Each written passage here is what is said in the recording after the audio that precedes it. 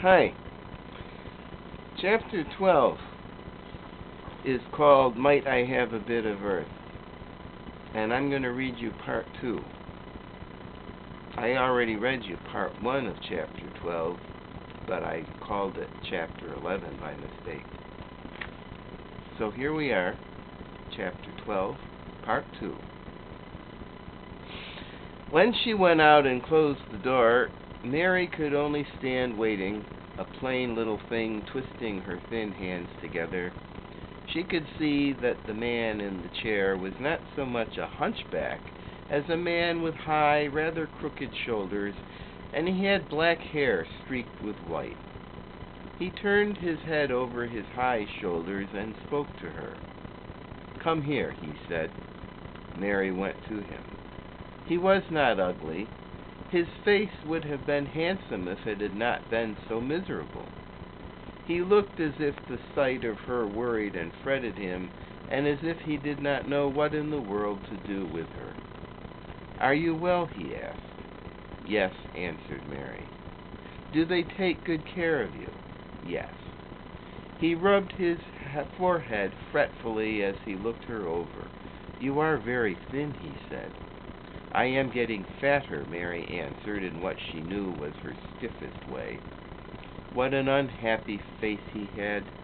His black eyes seemed as if they scarcely saw her, as if they were seeing something else, and he could hardly keep his thoughts upon her.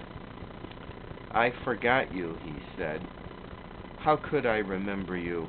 I intended to send you a governess or a nurse, or someone of that sort, but I forgot." "Please," began Mary, "please," and then the lump in her throat choked her. "What do you want to say?" he inquired.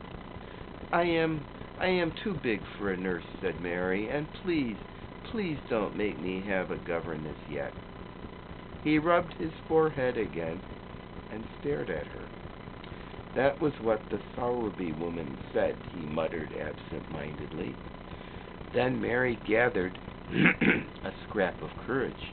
Is she Martha's mother?" she stammered. "Yes, I think so," he replied. "She knows about children," said Mary.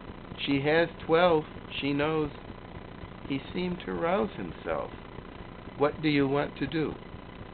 "I want to play out of doors," Mary answered, hoping that her voice did not tremble. "I never liked it in India. It makes me hungry here, and I am getting fatter." He was watching her. "Mrs. Sowerby said it would do you good. Perhaps it will," he said. "She thought you had better get stronger before you had a governess." "It makes me feel strong when I play and the wind comes over the moor," argued Mary. "Where do you play?" he asked next. "Everywhere," gasped Mary. "Martha's mother sent me a skipping rope. I skip and run, and I look about to see if things are beginning to stick up out of the earth. I don't do any harm." "Don't look so frightened," he said in a worried voice. "You could not do any harm. A child like you may do what you like." Mary put her hand up to her throat because she was afraid he might see the excited lump which she felt jump into it. She came a step nearer to him. "May I?" she said tremulously. Her anxious little face seemed to worry him more than ever. "Don't look so frightened," he exclaimed. "Of course you may. I am your guardian, though I am a poor one for any child. I cannot give you time or attention. I am too ill and wretched and distracted. But I wish you to be happy and comfortable. I don't know anything about children, but Mrs. Medlock is to see that you have all you need. I sent for you today because Mrs. Sowerby said I ought to see you. Her daughter had talked about you. She thought you needed fresh air and freedom and running about." "She knows all about children," Mary said again in spite of herself. "She ought to," said Mr. Craven.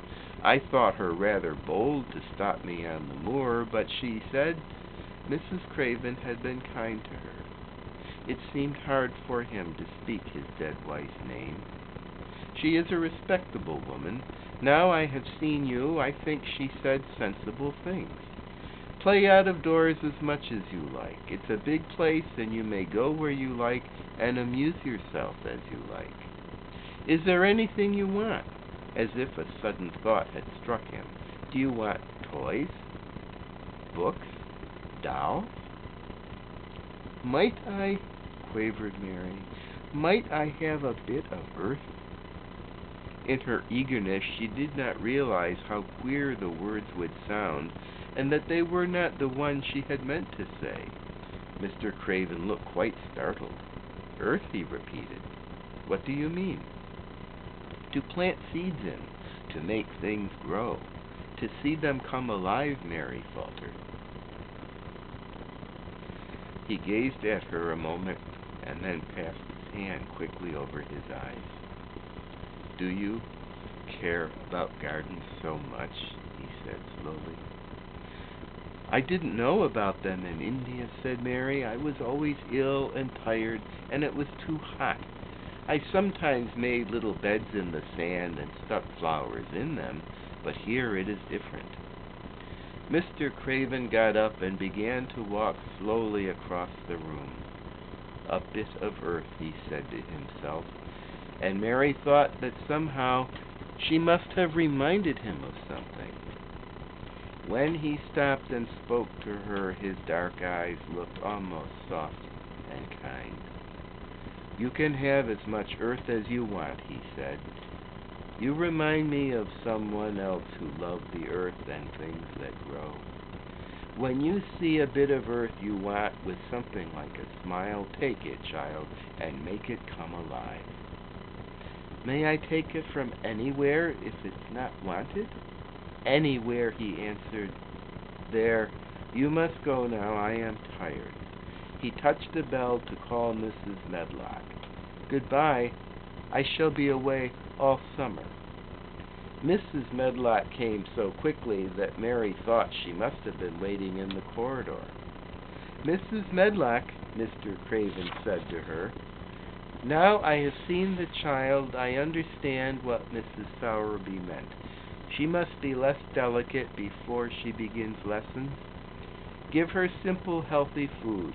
Let her run wild in the garden. Don't look after her too much. She needs liberty and fresh air and romping about. Mrs. Sowerby is to come and see her now and then, and she may sometimes go to the cottage. And that's the end of part 2 of chapter 12. See you in a minute.